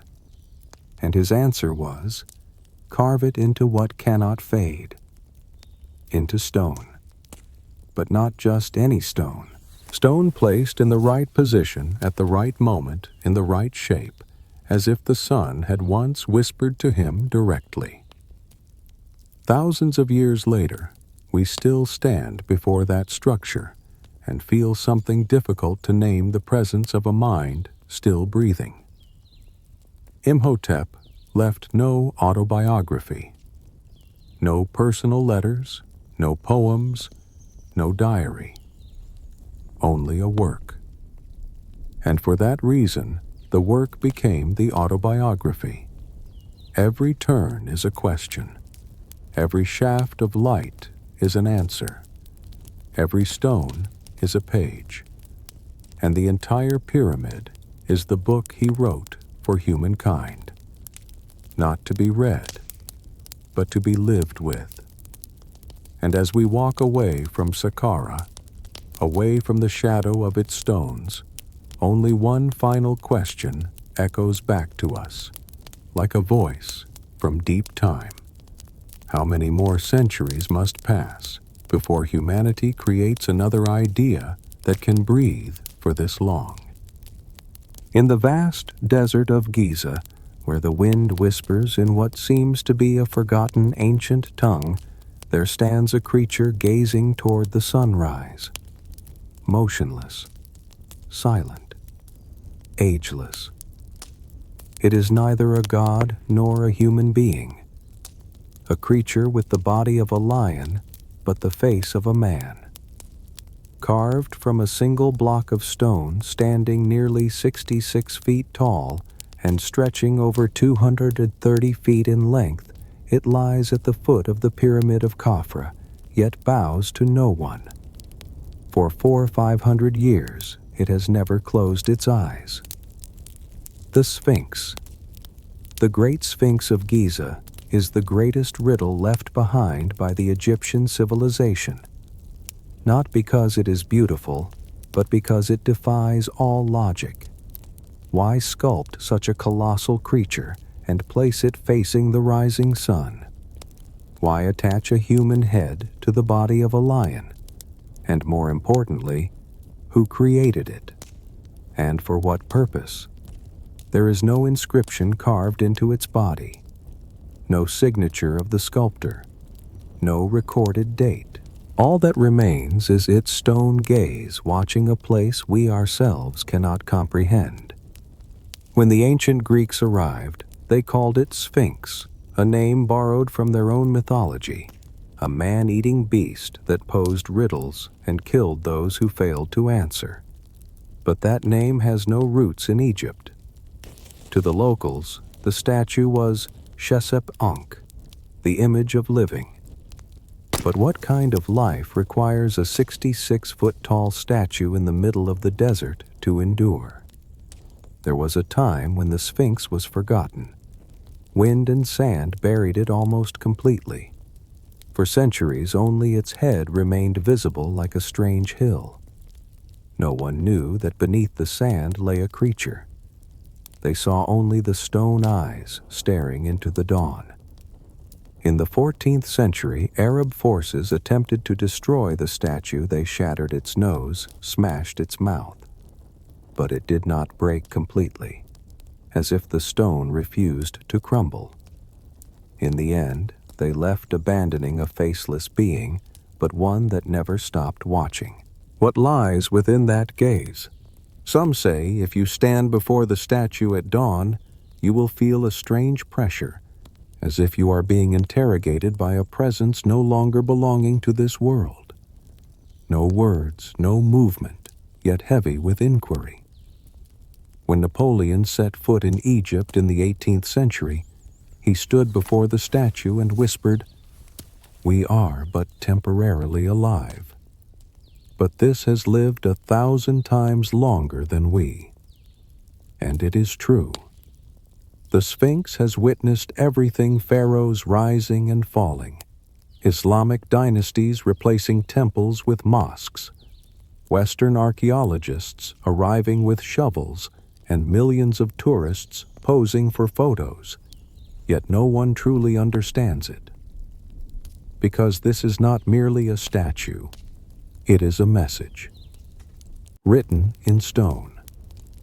When scientists examined the limestone structure of the Sphinx, they discovered erosion patterns not caused by wind, but by water. Rain falling persistently for centuries.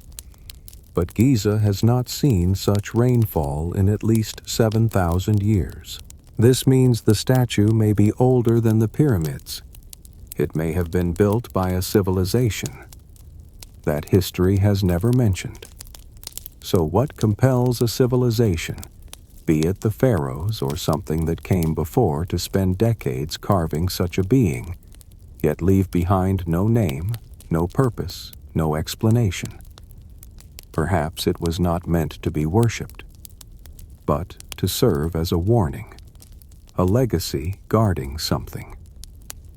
It is also possible that the Sphinx is a night sentinel born to guard time, space, and memory. It does not care who arrives or who departs. It asks for no reverence and demands no understanding. It merely stands marking something far greater than history, as if it were saying to us, when all has crumbled, I will still stand, because I am not human. I am that which has witnessed humanity. In the darkness among sand and wind, in the moment when the first light of dawn slides across ancient stone, you may feel one thing. You are not looking at the statue. The statue is looking at you. Not everyone knows there was once a time when the Sphinx vanished from the world. Completely buried beneath the thick sands of the Giza Desert, the colossal statue once revealed only its head, like a distorted rocky hill, like a half-open door to memory. For centuries, people lived around it, without realizing they were standing upon an ancient being older than any book could describe. In the 15th century, Arab scholars called it Abu al-Hawl, the father of terror, not because it was monstrous, but because no one could explain where it came from or why it endured when everything else around it had changed. In 1817, the Italian archaeologist Giovanni Battista Caviglia became the first in modern times to attempt a full excavation of the statue. He and his team dug with hand shovels, no machines, no maps. Each scoop of sand was like peeling back layers of humanity's memory. But eventually, they had to stop. The sand returned like waves, as if the desert itself refused to surrender what it was hiding. It was not until the 1920s that an Egyptian team under the direction of archaeologist Salim Hassan finally completed the first full excavation of the statue's body. Only then did the world learn the head was merely the tip of a massive creature that had been buried alive. The full form of the Sphinx emerged under the sunlight, a lion's body, stretched long, heavy paws, planted deep, broad shoulders, a spine carved into stone. It did not appear to be sleeping, but pretending to sleep. Not a decorative sculpture, but a living creature awaiting a summons from another world. There is a strange paradox. The deeper we dig into the sands of time, the more we discover that this is not merely a monument, but a character, a sentient being. Every scratch on its body is a scar of conflict. Every chipped stone is proof of time of neglect, of destruction. At one time, people scrawled graffiti upon it. At another, children climbed its back to play. And at one point, colonial authorities dismissed it as just a heap of unclaimed rock. Yet despite such indifference, the statue endured. The real story does not lie in how long it was buried, but why it was buried. One theory suggests it was nature, sand, and wind gradually covering it over millennia. But some scholars believe it was hidden intentionally, by someone or a group who no longer wanted it to be seen. Imagine if a symbol is too powerful, too alien, too incomprehensible for the next generation. The only way to erase it is to let it be forgotten. No need to destroy it. Just let the sand bury it. But the desert is not an ideal place to keep secrets. Sand is not eternal. Wind does not sleep forever. Because strangely enough, even after being forgotten for thousands of years, even after sinking nameless into the ground, the Sphinx always returns. As if some invisible call draws people back to it time and time again. In the 19th century, when Egypt opened its gates to the Western world, the Sphinx became a legend in the eyes of Europe. Archaeologists, painters, explorers all wanted to touch it, measure it, or at the very least, take a photograph with it.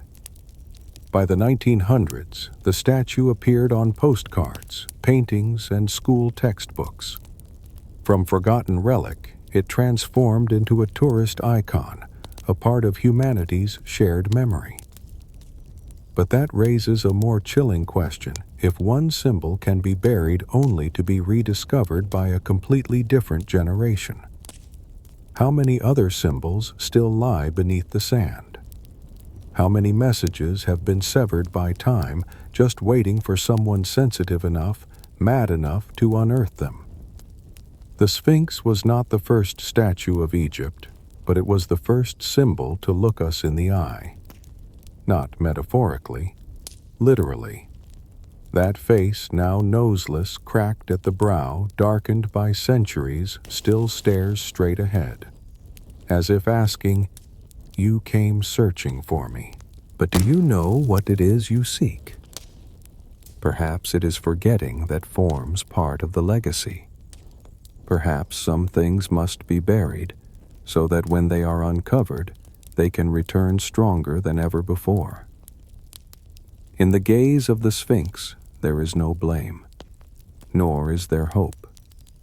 Only a strange state patience.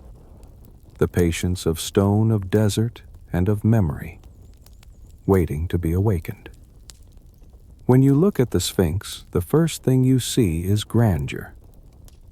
But the next, if you pause long enough, is uncertainty. No one truly knows where it came from. We call it the Great Sphinx of Giza, but that name was given by the Greeks.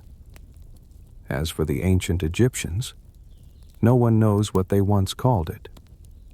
Among the thousands of inscriptions carved on temple walls, tombs, and stone steles by the pharaohs, not a single line, no single mention speaks of the creation of a colossal creature with the body of a lion and the face of a man. A monument over 230 feet long and more than 66 feet tall, carved from a single natural stone formation, and yet left unrecorded. It is as if there were an Eiffel Tower in the middle of Paris, and not a single historical document mentioned it.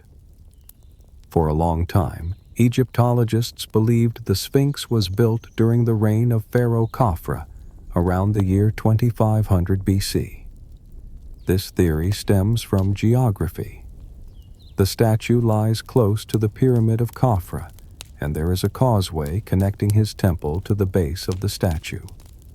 A few bas-reliefs also depict a pharaoh wearing a headdress similar to the shape atop the Sphinx's head. It sounds plausible. Perhaps it is. But still, it is not enough. Because the Sphinx resembles nothing else left behind by Khafra. His pyramid is a marvel of geometric precision, symmetry, and mathematics. But the Sphinx is not geometry, it is a being, a spirit, a living symbol. And there is one more thing, the stone. When modern geologists examined the statue's body, they discovered erosion marks running down its sides, deep meandering grooves that could not have been caused by wind and sand, but by rainfall cascading over it for centuries.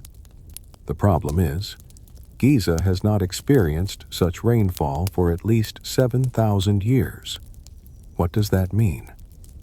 It means the statue may have been created during a time when Egypt's climate was still lush before the Sahara Desert formed as we know it today.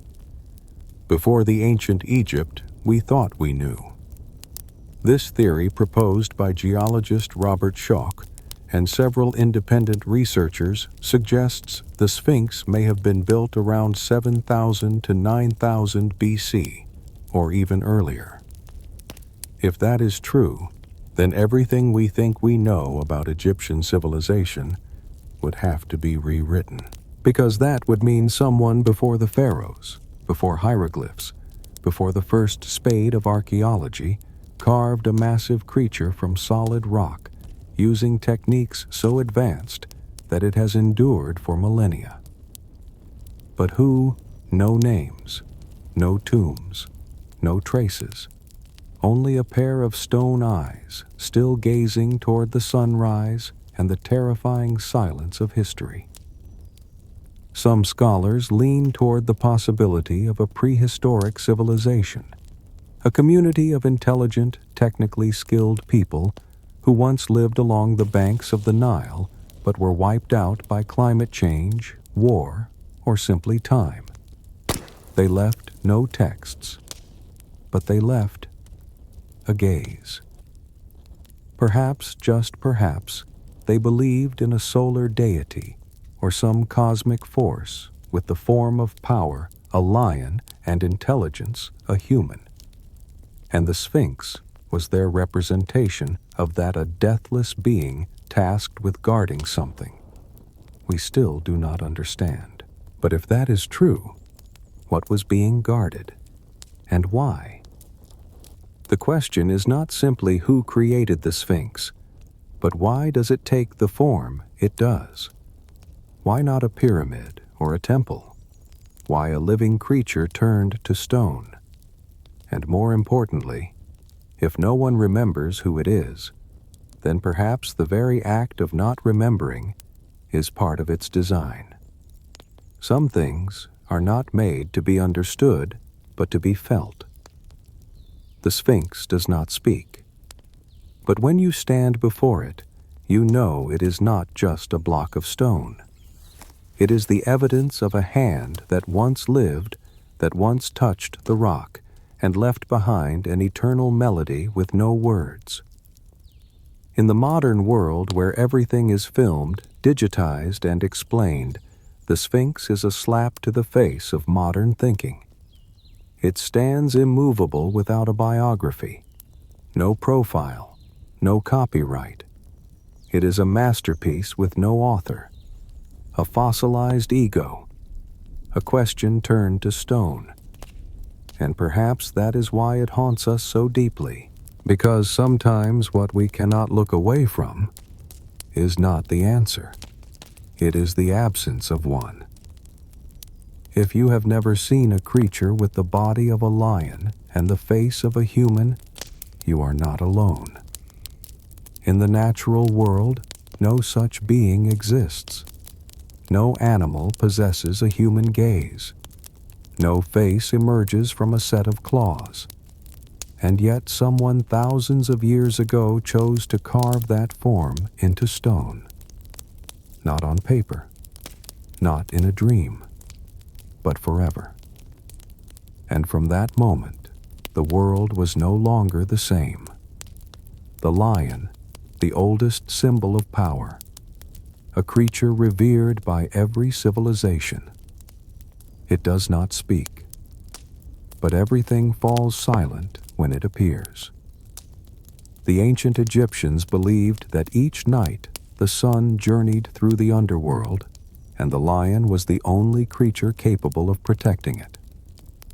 That is why lion statues were often placed at the entrances of temples to guard the passage into the afterlife.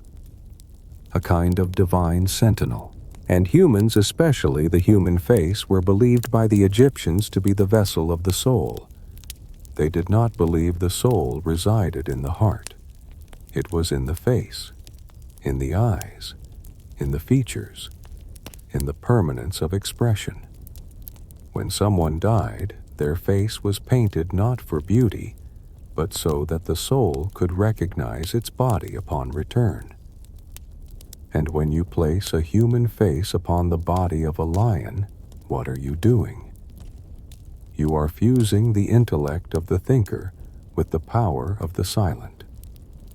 You are creating a being that can both rule and comprehend, both fearsome and eternal. You are crafting a lord of time, born to watch, to guard, and to never bow. Many scholars call the Sphinx a guardian figure, a gatekeeper. But no one knows what it is guarding. It does not lie before a tomb. It does not block the path to a temple. It guards no object, but perhaps it guards a concept. It faces east, the direction of the rising sun, not the noon sun, but the first moment, the first second, the first ray of light that touches the earth. Could it be guarding not life, but the beginning of life? Or deeper still, could it be guarding the memory of the first time light was ever seen? The statue is not the only religious symbol of its kind. Other smaller sphinxes have been found throughout Egypt, but none as enormous as the one at Giza, and none with a face quite like it. That face neither smiling nor angry, but silent.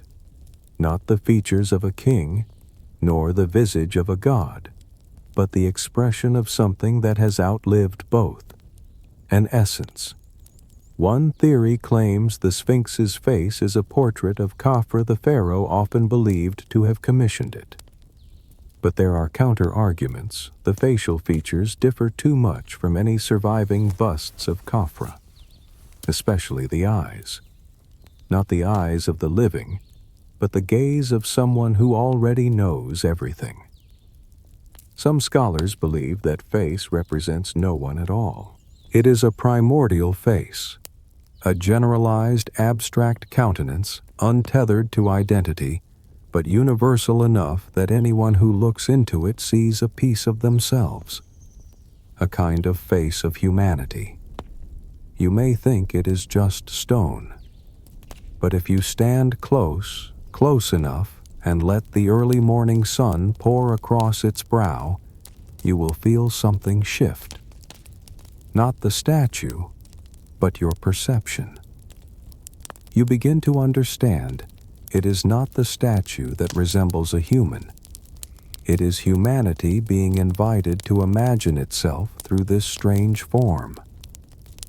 In the collective dream of humankind, we have always created hybrid beings, monsters, gods, guardians, centaurs, minotaurs, Garuda, chimera. But the Sphinx is not a monster. It does not roar. It does not kill. It is the keeper of dreams. the guardian of those things we are afraid to remember but cannot forget. It exists not to answer, but to keep us asking, why the lion? Why the human? Why both? And if it is both, then are we looking at a god or a mirror? Every object is placed in space, but there are certain objects that are not placed. They simply stand as if space itself must adjust to accommodate them. The Sphinx is such an object.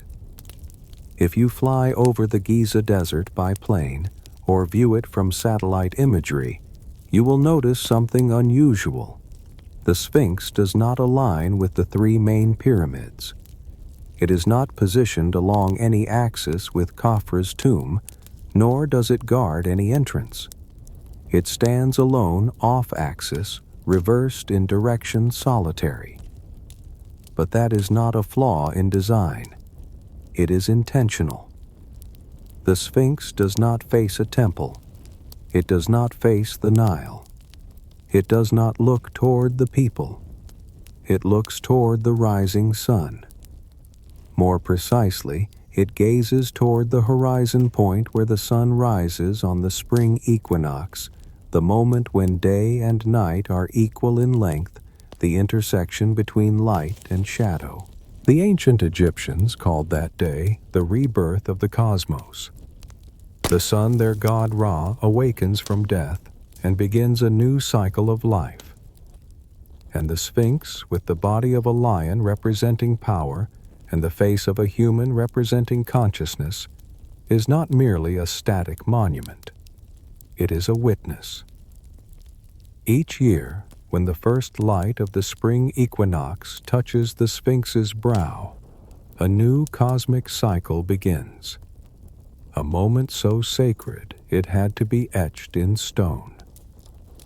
This is no longer coincidence. This is astronomical architecture.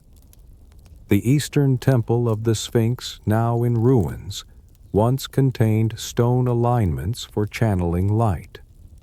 Every pillar, every corridor matched the positions of stars in the sky. Archaeologists refer to this site as a solar temple, where high priests conducted rituals to welcome the rising sun. The statue does not merely face the dawn. It exists because of the dawn. In many cultures, the East is the beginning.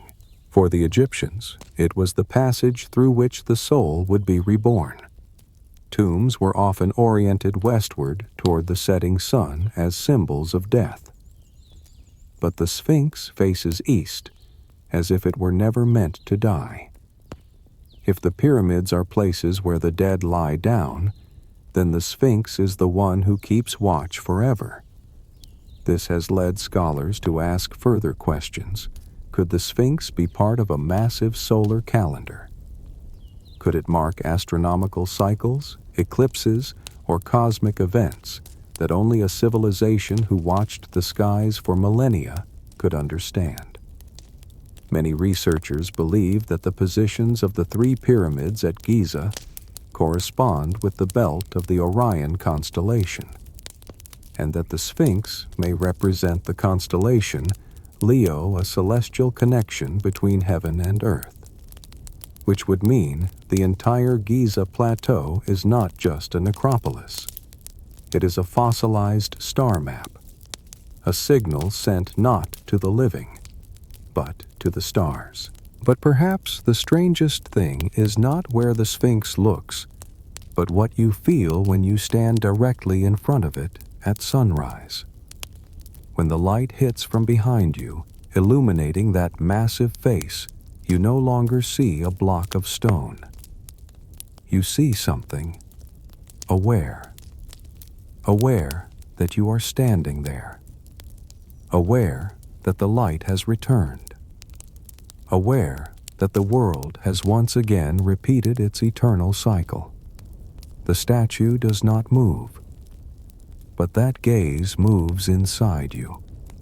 The ancient Egyptians did not build by instinct. They built by cosmology. And what the Sphinx sees is not the sun. It is the very first moment of every dream. By now you understand the Sphinx does not merely look. It is awake. But what silenced it? And who wanted it to forget the light it once guarded? The face of the Sphinx today is no longer whole. The first thing you notice after that massive body is the missing nose. A strange void between those stone eyes that once followed the rising sun for millennia, now just a deep, rough, blackened hollow, like a wound in memory. The question arises, who broke the statue's nose and why? For over a century, many have blamed Napoleon. A popular theory suggests that during his Egyptian campaign in 1798, French soldiers fired a cannon at the statue. But there is no evidence. 18th century illustrations drawn before Napoleon arrived already depicted the statue without a nose. This clears the French of blame, but throws the mystery into a darker space, a period in which history had no one to tell its story. An Arabic manuscript from the 14th century recounts the tale of a Sufi named Muhammad Sa'im al-Dahar, who believed the Sphinx was a symbol of idolatry. He called for its destruction to stop the worship of pagan gods. And he smashed its nose literally before being executed for blasphemy. If true, the event was not just an act of destruction, it was a ritual of erasure. In ancient Egyptian belief, the face was where the soul anchored itself. To lose the nose was to lose breath, to lose identity. It was a way to prevent the spirit from returning, a form of posthumous assassination. Not only the nose, but the statue's beard was also once broken off. A fragment of that beard was found far from the statue and is now displayed in the British Museum. Traces on it show it was forcibly removed, not worn down by time. Once again, not the work of erosion, but the will of people. As if someone wanted not only to silence the statue, but to strip it of itself. The statue is living evidence of a memory, and to destroy it is not merely vandalism, it is an attempt to control history. In a world where every new empire seeks to rewrite its own story, destroying monuments is not destruction. It is editing. Egypt has endured dozens of regimes: the Hyksos Nubians, Persians, Greeks, Romans, Muslims. Each had reasons to deny the past or reshape it in their own image. Perhaps the Sphinx, with its heretical form standing alone in the desert, was too troublesome to leave intact, too powerful to be forgotten, too strange to be worshipped, too silent to debate. So they did the easier thing, erase a piece of it. Not enough to destroy it completely, but just enough so that no one could trust it fully. A face without a nose, an idol without a voice, a gaze without emotion, as if the statue still stands, but is no longer heard, no longer breathes, no longer remembered by name. The frightening part is not that it was broken, but that we have grown used to it being broken. Millions of tourists visit the Sphinx each year and see the missing nose as part of its aesthetic. They no longer ask who broke it. They simply smile for selfies. Yet in that silence, the statue still knows, because stone remembers. Stone records the force of impact. A broken edge is a testimony. A crack is a narrative. What is lost becomes a scream trapped within blurred history. And yet, there is a paradox. Though broken, the statue still stands. Though vandalized, defaced, distorted, it has not vanished. As if, With each attack, the statue absorbs it into its memory and continues standing. Not because it is protected, but because it is the last thing memory refuses to let go. The statue does not resist. It lets people do what they will. But now, as we stand before it with knowledge, with questions, with skeptical eyes, it is we who are exposed. Because the statue does not need identity. It only needs the viewer to remember that once there was a face. At the end of every archaeological journey, we usually uncover something tangible, objects, bones, fragments of what once belonged to the past. But with the Sphinx, the final discovery is not an artifact. It is a presence that needs no explanation, no display. It simply stands, and that standing alone is enough to hold our gaze. Like the last survivor of a dream, humanity has long forgotten. In the modern world, the Sphinx is no longer a sacred guardian, nor a gateway to the afterlife. It has become a global icon appearing on travel posters, Hollywood films, book covers, airline logos, video games, even as internet memes. But the more famous it becomes, the more alone it feels. Because in the millions of photos, videos, praises, and cultural symbols, no one truly listens to what it is saying. We come, we take pictures, we glance for a few seconds, then we leave. As if the statue were a stop, not a beginning. But to the Sphinx itself, every gaze is the ignition of memory. Because the Sphinx does not merely stand in Giza. It stands within the human mind. Every civilization has its own Sphinx, a silent symbol, a faceless guardian, a being that watches over collective memory. But in Egypt, what is remarkable is this. They did not build the statue to remember the past. They built it so that the future would remember itself. You might ask, if the Sphinx was once sacred, why is it no longer worshipped? If it once carried a cosmic message, why can no one read it? Perhaps because the answer was never encoded in language, but in existence itself. A stone monument needs no believers. It only needs someone willing to stand before it with an empty mind. Like facing a mirror that does not reflect your image, but reflects your absence. The questions we once asked as children. Why do I exist? What awaits after death? How can I become eternal? They are all there, in the expressionless gaze, in the weathered face, in the orientation toward the first light of the year. You may not believe in gods. You may not believe in myths. But when you stand before the Sphinx, you will feel one thing: time is not linear. It does not flow. It surrounds. And in that whirlpool of time, the Sphinx does not grow old, it simply continues to guard.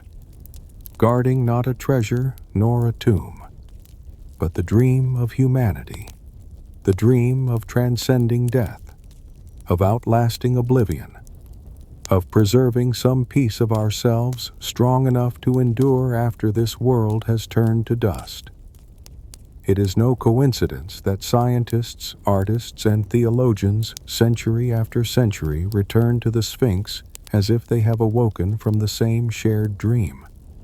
Some believe the statue conceals chambers beneath it. Others say it marks the entrance to the Hall of Records of Atlantis, a lost library of mankind.